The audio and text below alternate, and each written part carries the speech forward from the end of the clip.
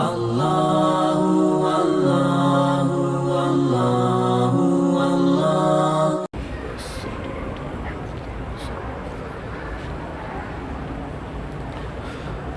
لله رب العالمين والصلاة والسلام على سيد الأنبياء والمرسلين وعلى آله وأصحابه أجمعين أما بعد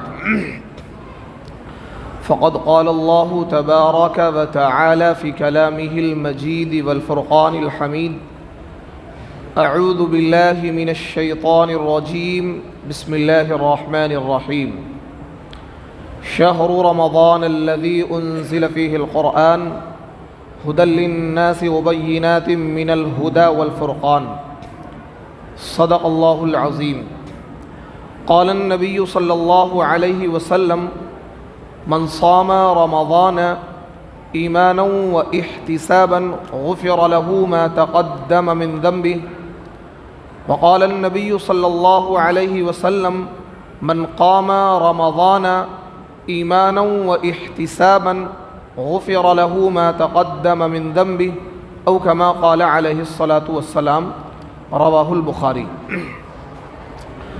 معزز ناظرین کرام، حاضرین عظام، نوجوان دوستوں اور بزرگوں،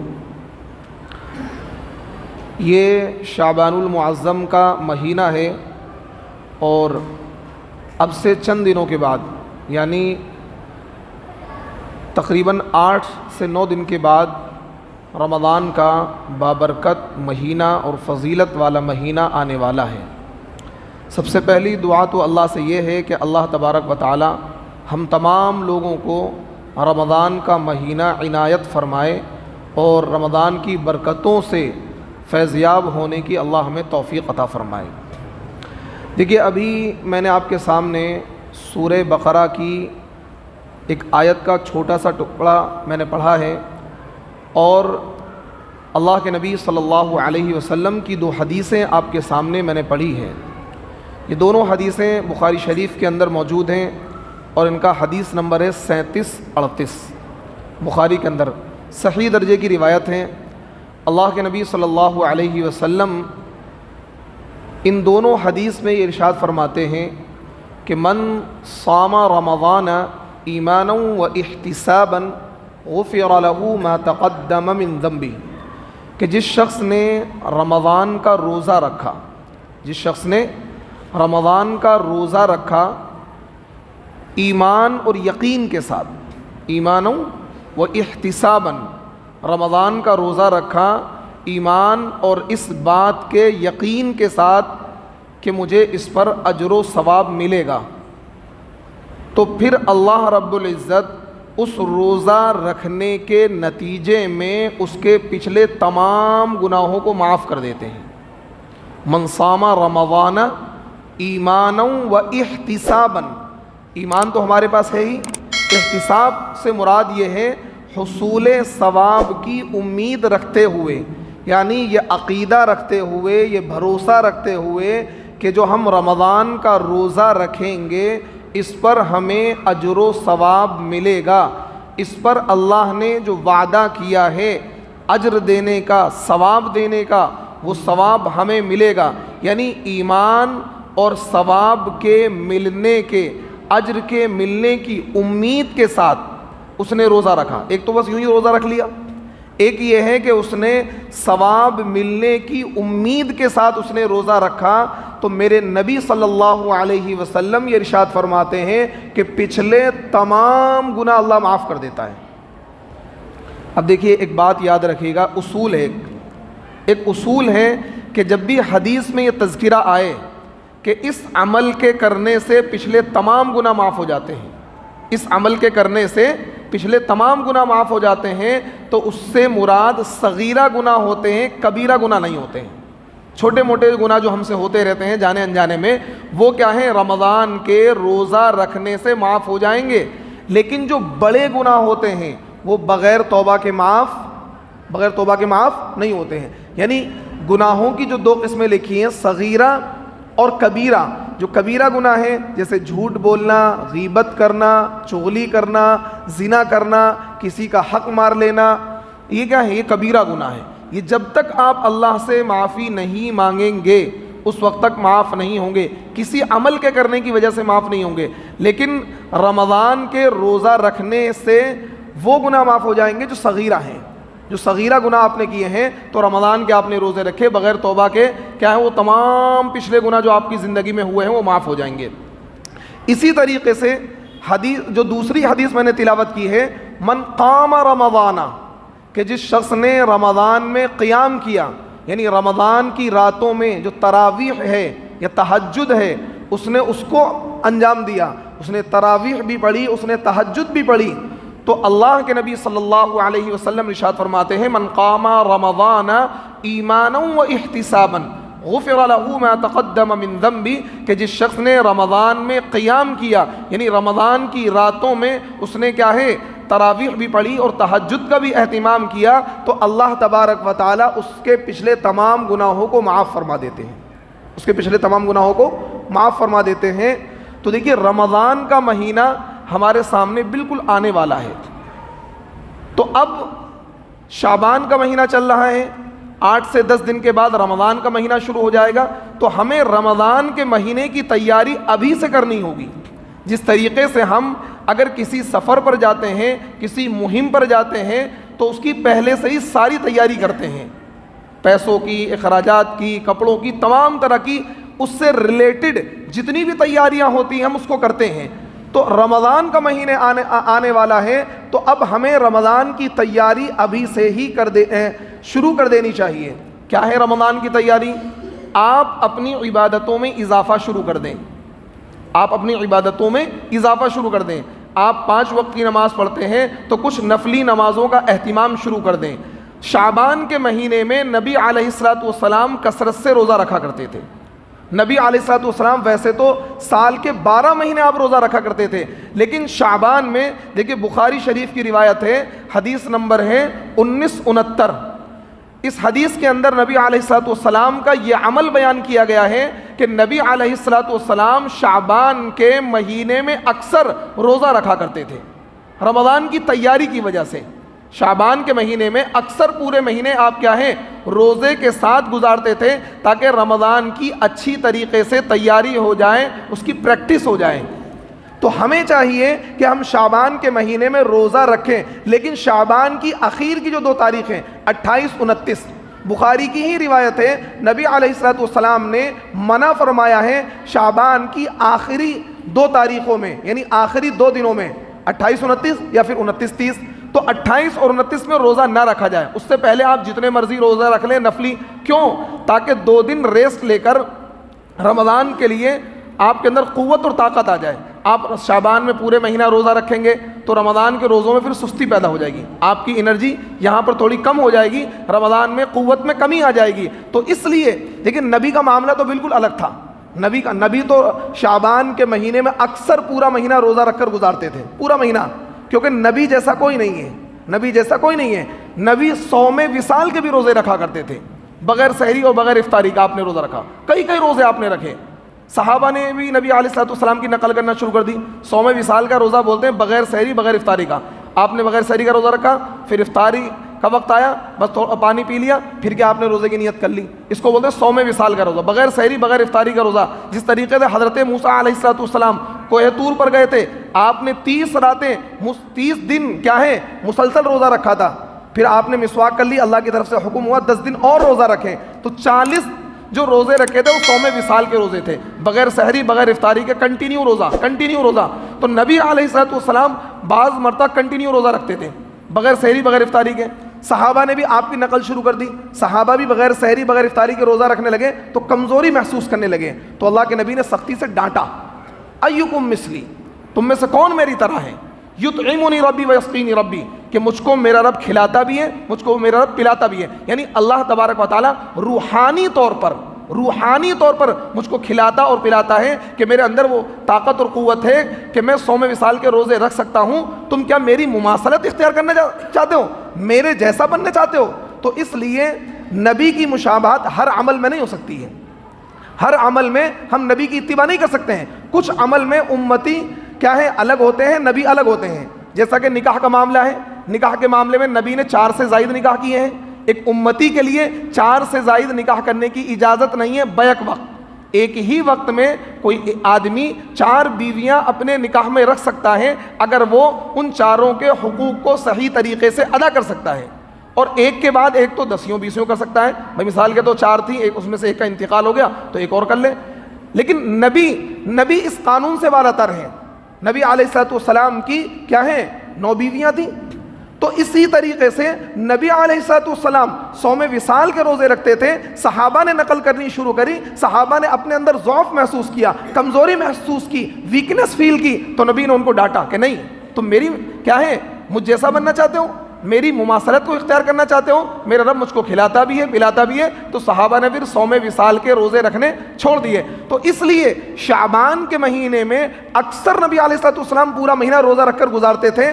تو ہمارے لیے یہ حکم نہیں ہے, ہمیں اللہ کے نبی نے منع کیا کہ شعبان کے آخری جو 2 دن ہیں 28 29 اس میں روزہ نہ رکھیں. مکروہ لکھا علماء نے, تاکہ 2 دن ریسٹ لے کر آرام لے کر رمضان کے روزوں کے لیے بالکل تازہ دم ہو جائیں اور تازگی کے ساتھ فرحت اور بشاشت کے ساتھ رمضان کے روزوں کو ہم رکھیں, رمضان کے روزوں کو رکھیں. تو رمضان کی تیاری کیا ہے؟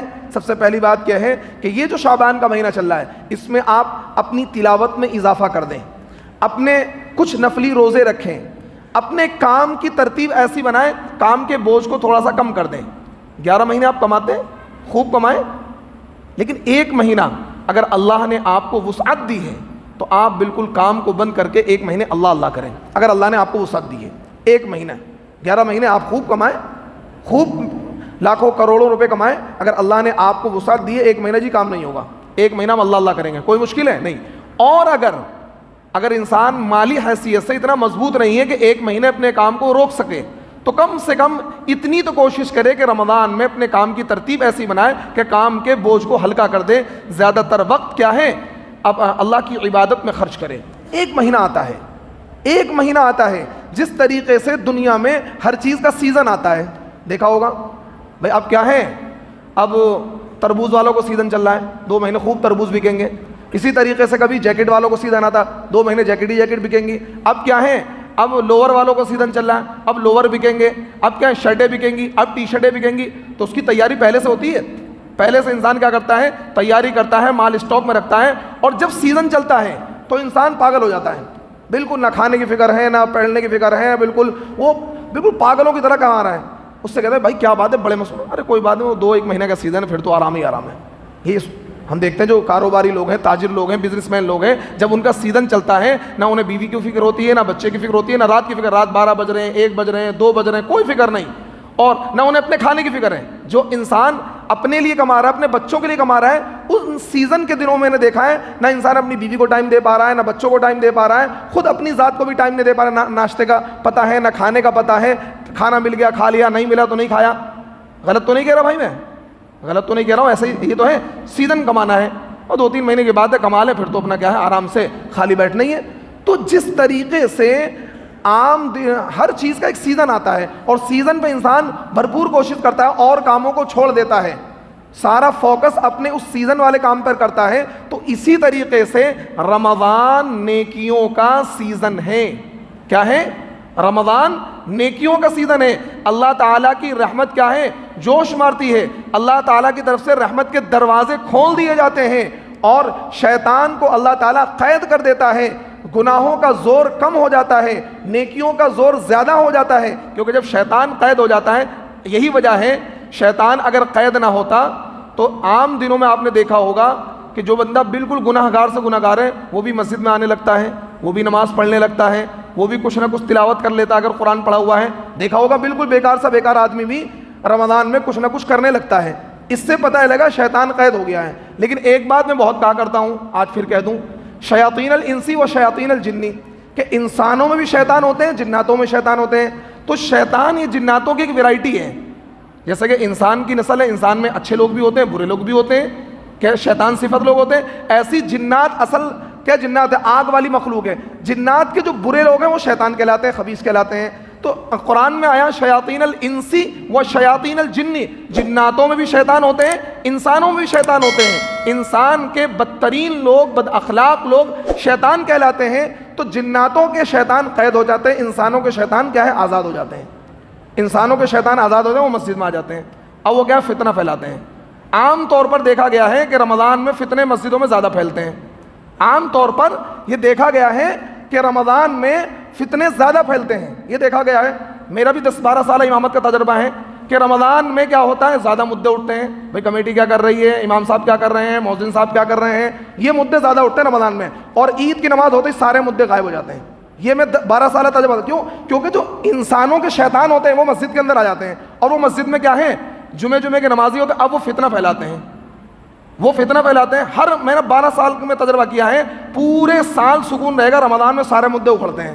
رمضان میں ساری باتوں میں تبصرہ ہوتا ہے، کیونکہ انہیں اپنی آخرت کی فکر نہیں ہوتی ہے. وہ رمضان میں بھی دوسرے پر نظر گڑائے بیٹھے ہوتے ہیں، وہ کیا کر رہا ہے، امام کیا کر رہا ہے، مؤذن کیا کر رہا ہے، وہ اسی بات میں لگے رہتے ہیں. یہی وجہ ہے کہ رمضان کا مہینہ بھی غیبت اور چغلی کی نظر ہو جاتا ہے. لیکن انشاءاللہ آپ کو ایسا نہیں کرنا ہے، ہمیں ایسا نہیں کرنا ہے. اپنی مسجد کے ماحول کو سنوارنا ہے. الحمدللہ ہمارے وہاں ایسا فتنہ نہیں ہوتا ہے. پہلے ہوتا تھا 2 سال تک، اب یہ 2 سال والے رمضان سکون سے گزرے ہیں. تو اس لیے آپ کو جناتوں کے، انسانوں کے شیطان کا کردار ادا نہیں کرنا ہے. آپ رمضان کو عبادت کی طریقے سے گزاریں گے، رمضان کو صحیح طریقے سے گزاریں گے، رمضان میں اپنا سارا فوکس عبادت پر رکھیں گے. اور دیکھیے، جس انسان کا رمضان جتنا اچھا گزرے گا، جس انسان کا رمضان جتنا اچھا گزرے گا، اچھا گزرنے سے مراد یہ نہیں کہ خوب ساری افطاری کھائی، خوب ساری سحری کھائی. اچھا گزرنے سے مراد یہ ہے کہ رمضان میں اس نے زیادہ سے زیادہ عبادت کی، زیادہ سے زیادہ اس نے تلاوت کی، زیادہ سے زیادہ اس نے کیا ہے تہجد کا اہتمام کیا، نوافل کا اہتمام کیا. دیکھیے آپ ایک کام ضرور کریں، چاہے آپ سے بہت کچھ نہ ہو پائے، ایک کام ضرور کریں. ایک کام سب کریں گے انشاءاللہ. آپ یہ طے کر لیں کہ رمضان میں کوئی گناہ نہیں کرنا مجھے. یہ طے کر لیں، چاہے آپ لمبی چوڑی 5 وقت کی فرض نماز پڑھ لیں، تراویح پڑھ لیں، آپ چاہے تہجد پڑھیں نہ پڑھیں، اشراق پڑھیں نہ پڑھیں، قرآن کی تلاوت کریں نہ کریں، کیونکہ نفل ہے، کریں گے تو ثواب ملے گا، نہیں کریں گے گناہ نہیں ملے گا. لیکن یہ طے کر لیں کہ رمضان میں کوئی گناہ نہیں کرنا مجھے. یہ طے کر لیں، یہ بالکل نوٹ رکھیں ذہن میں کہ آج کوئی گناہ تو نہیں ہوا. شام کو سوتے وقت نوٹ کریں کوئی گناہ تو نہیں ہوا. جھوٹ نہ بولیں، غیبت نہ کریں، چغلی نہ کریں، کسی غیر محرم پر نگاہ نہ ڈالیں، ٹی وی موبائل ان سے بالکل دور ہو جائیں. 1 مہینہ نیوز بھی بند کر دیں، نہیں دیکھنا نیوز. عید کے بعد دیکھیں گے نیوز، کیونکہ جب آپ نیوز دیکھیں گے اس میں ایڈ بھی آتے ہیں، بہت ساری چیزیں ہیں. تو 1 مہینہ طے کر لیں کہ موبائل سے بھی دور ہو جائیں گے، نہ میوزک سنیں، نہ فلم دیکھیں، نہ نیوز سنیں. 1 مہینہ طے کر لیں کہ اس 1 مہینے میں گناہ نہیں کرنا مجھے. یہ مجھے بالکل فوکس رہے گا اس بات پر. نہ تو ہم بدنظری کریں گے، نہ ہم جھوٹ بولیں گے، نہ ہم غیبت کریں گے، نہ چغلی کریں گے. اگر اس طریقے سے، اس کو کہتے ہیں رمضان صحیح سے گزرنا، اگر اس طریقے سے آپ کا رمضان گزرا کہ آپ نے 5 وقتی نماز پڑھی، تراویح کا اہتمام کیا، اور جتنا ممکن ہو سکا آپ نے قرآن کی تلاوت کری، ذکر کیا، اس بات پر مین فوکس رہا کہ مجھ سے کوئی گناہ نہ ہو جائے، مجھ سے کوئی گناہ نہ ہو جائے. تو اس بات کا اگر فوکس رکھیں گے تو رمضان کے بعد جو 11 مہینے کی زندگی ہے وہ بالکل صحیح گزرے گی. حضرت مجدد الفسانی رحمۃ اللہ علیہ یہ ارشاد فرمایا کرتے تھے کہ دیکھیے رمضان کیا ہے، اعمال میں جمعیت پیدا کرنے کا ذریعہ ہے. اگر کوئی شخص یہ کہتا ہے کہ یار مجھ سے تہجد کی پابندی نہیں ہوتی ہے، مجھ سے قرآن کی تلاوت نہیں ہوتی، میں چاہ کر بھی نہیں کر پاتا ہوں، تو وہ اس بات کا اہتمام کرے کہ رمضان میں خصوصی طور پر یہ طے کر لے کہ رمضان میں تہجد نہیں چھوڑنی مجھے. اور کوئی مشکل کام نہیں ہے. رمضان میں تہجد پڑھنا بالکل کیا ہے، بہت آسان ہے. سحری کا وقت مثال کے طور پر 4:30 بجے ختم ہو رہا، آپ 4 بجے اٹھ جائیے، فٹافٹ 8 رکعت آپ کیا ہے پڑھ لیجئے، اور پھر اس کے بعد سحری کھا لیجئے. سحری میں تو اٹھیں گے کہ بغیر سحری کا روزہ رکھیں گے؟ سحری میں تو اٹھیں گے سحری کھانے کے لیے. تو آپ کیا ہے 8 رکعت کیا ہے تہجد کی پڑھ لیجئے. تو رمضان، اور یہ طے کر لیجئے ایک دن بھی تہجد نہیں چھوڑنی ہے، کیونکہ جیسے ہی سحری کا وقت ختم ہوگا تہجد کا وقت ختم ہو جائے گا. تو اتنا پہلے اٹھیے کہ آپ تہجد کا اہتمام کر لیں. پھر دیکھنا رمضان کے بعد جو زندگی 11 مہینے کی، آپ کو انشاءاللہ اللہ تعالیٰ کیا ہے تہجد کی توفیق دے گا. اسی طریقے سے اگر کوئی بندہ کہتا ہے کہ مجھ سے بدنظری کیا ہے، میں چاہ کر بھی کیا ہے، ہوتے بہت سے نوجوان، بہت سے لوگ کہ جن کی نگاہیں کیا ہے عورتوں پر زیادہ پڑتی ہیں. ایک تو پڑ گئی انسان ہے نیچی گلی نگاہ، ایک باقاعدہ انسان کیا ہے آتے جاتے کیا ہے گھور رہا ہے عورتوں کو، غیر محرموں کو. اس کی عادت نہیں جا رہی ہے، کیونکہ یہ جو عادت ہے غیر محرموں پر کو گھورنے کی، یہ عادت مرتے دم تک نہیں جاتی ہے. یاد رکھنا، انسان قبر میں پیر بھی لٹکا لیتا ہے، بوڑھا بھی ہو جاتا ہے، یہ عادت جس کی پڑ گئی بس جلدی جاتی نہیں ہے. اگر کسی انسان کی عادت ہے تو اللہ سے پناہ مانگنی چاہیے. اللہ سے بد نظری بہت خطرناک جرم ہے، بہت خطرناک گناہ ہے. انسان کیا ہے آنکھوں سے زنا کرتا ہے، آنکھوں سے دیکھ دیکھ کر لذت ہے، اوہو کیا ہے اس کو دیکھ کر اپنے دل میں کیا ہے وہ خیالات پیدا کرتا رہتا ہے. تو یہ بہت بڑا گناہ ہے. تو اس لیے وہ طے کرے کہ رمضان میں بد نظری نہیں کروں گا، میں رمضان میں کم سے کم بد نظری نہیں کروں گا. انشاءاللہ 11 مہینے جو بعد کے ہوں گے اس میں بھی بد نظری سے بچنے کی توفیق ہو جائے گی. کوئی بندہ قرآن کی تلاوت نہیں کر پاتا ہے، رمضان میں اہتمام کے ساتھ قرآن کی تلاوت کرے، اہتمام کے ساتھ، ترتیب کے ساتھ قرآن کی تلاوت کریں، انشاءاللہ رمضان کے علاوہ اس کو قرآن کی تلاوت کی توفیق ملے گی. یعنی رمضان میں اعمال، جو اعمال صحیح طریقے سے انجام دے گا. کوئی انسان فجر میں نہیں اٹھ پاتا ہے، رمضان میں پابندی وہ کوشش کرے کہ سحری کھا کر فوراً فجر کی نماز پڑھ کے ہی سوں گا. بہت لوگ کیا ہوتے ہیں بس سحری کھائی سو گئے، یا سحری نہیں کھاتے ہیں. بہت سے کاریگر کا طبقہ وہ ہے کہ رات میں دیر تک کام کیا اور سحری بھی نہیں، یا سحری کھا لی 2 بجے 3 بجے اور پھر سو گئے، فجر کی نماز نہیں پڑھتے. یہ بہت بڑا گناہ ہے کہ رمضان جیسے مقدس مہینے میں بھی آپ نماز چھوڑ رہے ہیں. روزہ وہ ہے کہ جو آپ کیا ہے نماز کا بھی اہتمام کریں. آپ نماز نہیں پڑھتے ہیں، روزہ رکھتے ہیں تو اللہ تعالیٰ اس روزے پر آپ کو اجر نہیں دے گا. یہ بھوکا رہنا ہے، یہ فاقہ کرنا ہے. اللہ کے وہاں اس روزے کی حیثیت فاقے سے زیادہ کی نہیں ہے. تو رمضان آپ اس طریقے سے گزاریں گے. پہلی بات تو یہ ہے 5 وقت کی نماز کا اہتمام، تراویح کا مکمل اہتمام. تراویح یہ نہیں کہ آپ نے قرآن پڑھ لیا، تراویح یہ نہیں کہ آپ نے قرآن پڑھ لیا، مکمل طریقے سے چاند دیکھتے ہی تراویح شروع ہوں گی اور عید کا چاند نظر آنے کے بعد تراویح ختم ہوگی. آپ شروع سے ہی طے کر لیں کہ انشاءاللہ ایک بھی تراویح نہیں چھوڑیں گے. جس طریقے سے یہ تراویح سنت مؤکدہ ہے مردوں پر، اسی طریقے سے عورتوں پر بھی سنت مؤکدہ ہے کہ خواتین بھی گھر میں 20 رکعتیں پڑھیں. جو صورتیں انہیں یاد ہوں، 2 صورتیں یاد ہیں انہیں کو بار بار لوٹاتی رہیں، لیکن 20 رکعت تراویح وہ پڑھیں گی. مردوں پر بھی سنت مؤکدہ ہے، عورتوں پر بھی سنت مؤکدہ ہے. اور رمضان کو مزید بہتر بنانے کے لیے، رمضان میں خوب عبادتوں کو لوٹنے کے لیے، جس طرح انسان سیزن میں کیا ہے کوشش کرتا ہے خوب کما لوں، چاروں طرف سے کیا بٹور لوں، چاروں طرف سے بٹور لوں، پھر تو کیا ہے 2-4 مہینے کا سیزن ہے اس کے بعد. اسی طریقے سے رمضان جو ہے خوب ایک سیزن کا وقت ہے، نیکیاں بکھری پڑی ہیں. ایک نیکی پر 70 نیکیاں اللہ دے رہا ہے. 1 روپے خرچ کرنے پر 70 گنا اللہ تعالیٰ اجر آپ کو دے رہا ہے. تو رمضان میں خوب نیکیاں کریں، خوب غریبوں کی مدد کریں، خوب مسجدوں پر مدرسوں پر خرچ کریں، خوب کیا ہے اپنے پڑوسیوں پر خرچ کریں، روزے دار کے روزہ افطاری پر خرچ کریں. بڑا ثواب ہے. خوب چاروں طرف سے نیکیاں لوٹیں. اور نیکیوں کو لوٹنے کا ایک آسان طریقہ ہے کہ رمضان کے اخیر کے عشرے میں اعتکاف کریں. کیوں؟ رمضان میں ایک رات آتی ہے جس کو شب قدر کہتے ہیں، جس کا ذکر قرآن پاک میں ہے، لیلۃ القدر خیر من الف شہر، کہ وہ ایک رات، صرف ایک رات 1000 مہینوں سے افضل رات ہے.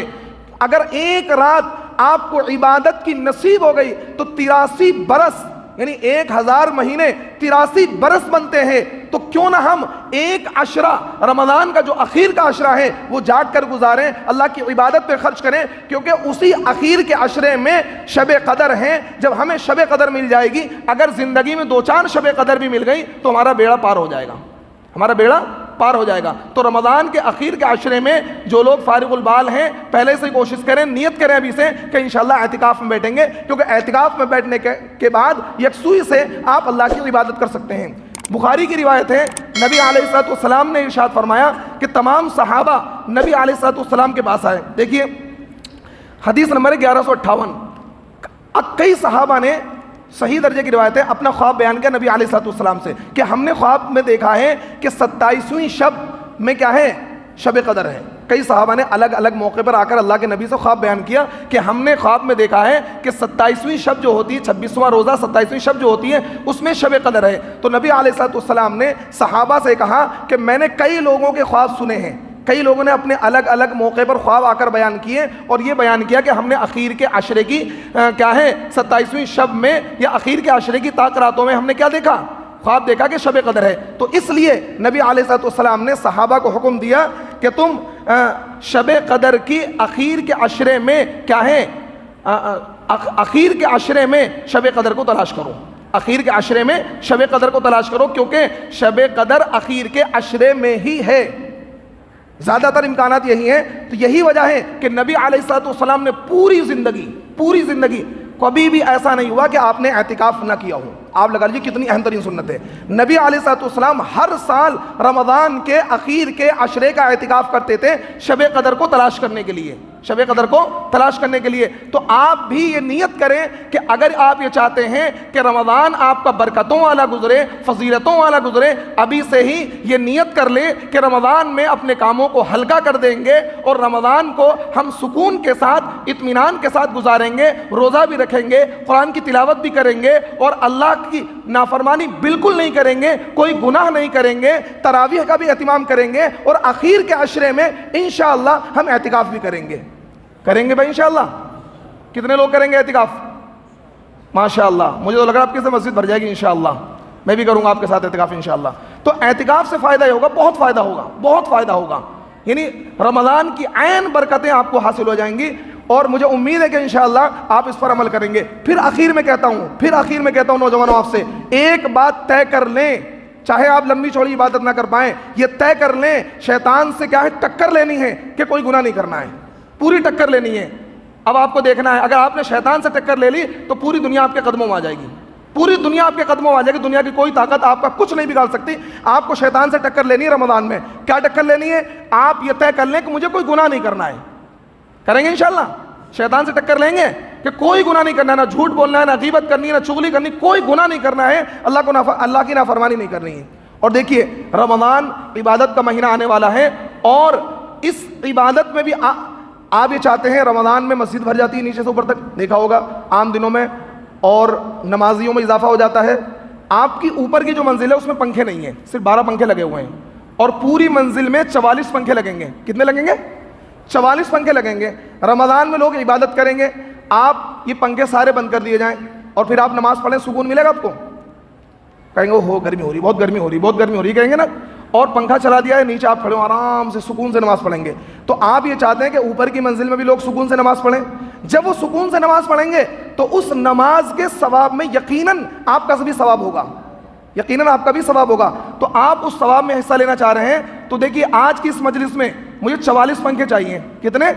44 پنکھے. ایک پنکھا 1300 روپے کا ہے, میں نے ریٹ ٹرائی کیا ہے, 1300 روپے کا. اس سے بہترین پنکھا یہ ہم 1100 کا لائے تھے آج سے 2-2.5 سال قبل, کرمٹن کا ہے وہ پنکھا, بہت اچھا, بہت خوبصورت پنکھا ہے. آپ بھی کہو گے امام صاحب کیا پنکھا لگوایا آپ نے, آپ دیکھ کے خوش ہو جاؤ گے, اتنا خوبصورت پنکھا ہے. 1320 روپے کا. کوشش کروں گا 20 روپے چھوڑ دے وہ اس نے, لیکن یہ کہا مسجد کے لیے بالکل لاسٹ ریٹ ہے 1320, پھر بھی میں کوشش کروں گا 20 روپے توڑ لیں. تو آپ میں سے 44 لوگ ایسے چاہیے جو کہیں کہ ہم اپنی مسجد کو ایک پنکھا دیں گے اور رمضان میں اور دیگر مقام جو عبادتیں ہوں گی اس میں آپ کو بھی ثواب ملے گا. بتائیں سب سے پہلے کون کھڑا ہو؟ ایک پنکھا ماشاءاللہ. جو بھائی مولانا فٹافٹ کھڑے ہو, 44 پنکھے چاہیے, 44 نوجوان ایسے چاہیے جو اپنی مسجد کو پنکھا دیں. فٹافٹ کھڑے ہو, جلدی کھڑے ہو, جلدی. اور آج ہی پہنچا دینا پیسے, کیونکہ کل پنکھے لگ جائیں گے آپ کو ملے ہوئے انشاءاللہ, شام میں لگنے شروع ہو جائیں گے. اگر آج آپ نے پیسے دے دیے تو شام میں پنکھے آ جائیں گے, لگنے شروع ہو جائیں گے. جلدی فٹافٹ لے کر آئیں. یہ جن کو نقد دینا شام کو. کتنے؟ 2 پنکھے, ایک پنکھا یہ دیں گے. چلو ماشاءاللہ, لکھو بھائی فٹافٹ لکھو. آس محمد لکھو پہلے, آس محمد بھائی.